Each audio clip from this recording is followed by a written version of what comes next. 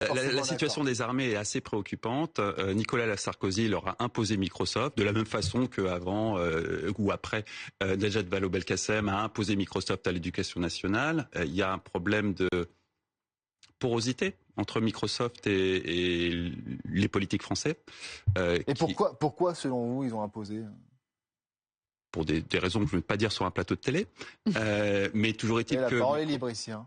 Non, pas vraiment. Pour des raisons politiques, pour des raisons d'influence, des raisons d'influence. On va dire ça comme ça. Pas des raisons de technologie. Non, pas du tout. Des raisons d'influence. Des raisons d'influence de la société Microsoft envers, dans un temps passé, le Parti socialiste et par la suite la République en marche, qui nous ont donné des scandales à répétition, que ce soit l'éducation nationale, l'implantation de Microsoft dans les armées, l'affaire Quant, l'affaire du Health Data Hub. Enfin, la plupart des grands scandales technologiques français sont liés à Microsoft d'une façon ou d'une autre.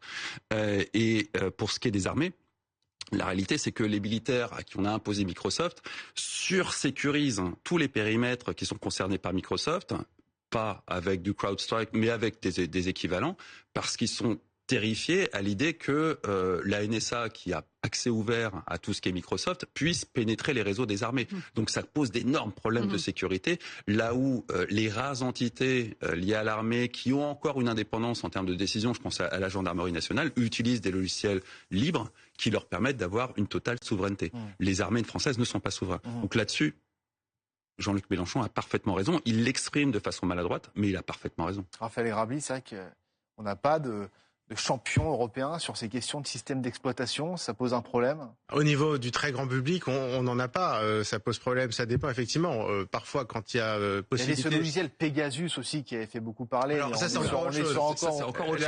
Pegasus, c'est carrément du piratage d'iPhone, justement, qui permet, mais c'est extrêmement ciblé. Là, c'est du piratage qui coûte des dizaines de milliers de dollars pour espionner un téléphone en particulier. Mais c'est un autre sujet, c'est vrai. Ça, c'est un autre sujet. Mais finalement, ce sujet de souveraineté, en fait, c'est même plus un sujet technique, effectivement. C'est un sujet qui est purement politique. Et c'est de savoir comment est-ce qu'on fait pour créer des champions qui peuvent concurrencer. Il y a eu des tentatives avec Quant, Non, c'était pas une tentative. C'était Microsoft. On rappelle que c'était le moteur de recherche. Un moteur de recherche souverain qui en réalité était Bing de Microsoft maquillé. Et qui a permis d'aspirer une centaine de millions d'euros de la Caisse des dépôts et consignations, qui sont nos impôts. Une tentative apparente en tout cas. Mais effectivement, derrière, c'était Microsoft. Clairement Microsoft. En tout cas, vous y allez ce soir sur les accusations. Donc on est sur un scandale qui a déjà éclaté à plusieurs reprises et qui continuera d'éclater parce qu'il est loin d'avoir été terminé.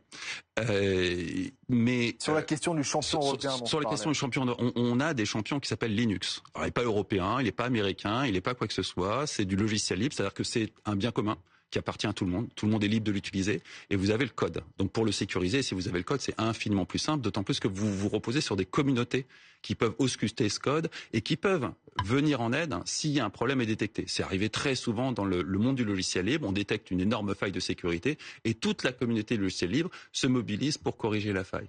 C'est au final tout aussi efficace que des systèmes privatifs comme Microsoft, mais surtout, ça a garanti une forme de souveraineté. Et pourquoi est-ce qu'on n'utilise pas ces logiciels ? Vous n'allez pas m'obliger à utiliser le mot corruption sur ce plateau. Encore une fois, vous allez repartir. Oui, pour vous, c'est ça le problème ? Et je vais certainement pas prononcer ce mot. Ça me vaudrait une inculpation demain. Enfin, c'est une façon de porter une accusation quand même. Oui, bien sûr. Ouais, voilà. Mais sans les risques juridiques.